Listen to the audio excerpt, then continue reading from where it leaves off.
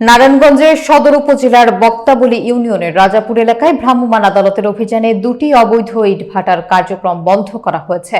প্রায় 30,000 ইট ধ্বংস এবং জরিমানা আদায় করা হয়েছে। বিস্তারিত দেখুন মনিরুল ইসলাম মনিরের প্রতিবেদনে। রবিবার 3 ফেব্রুয়ারি ইট প্রস্তুত ও ভাটা স্থাপন নিয়ন্ত্রণ আইন 2013 অনুযায়ী মোবাইল কোর্ট পরিচালিত হয়।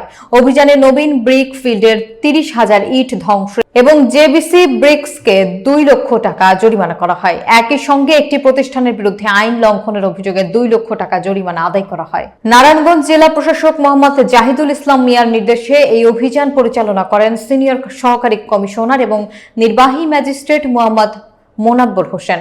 অভিযান চলাকালে উপস্থিত ছিলেন জেলা পুলিশের সদস্যরা, ফায়ার সার্ভিস ও সিভিল ডিফেন্স এবং পরিবেশ অধিদপ্তরের কর্মকর্তারা। এই ধরনের কার্যক্রমে পরিবেশ ও জনস্বাস্থ্য রক্ষায় প্রশাসনের উদ্যোগকে সাধুবাদ জানিয়েছেন স্থানীয়রা।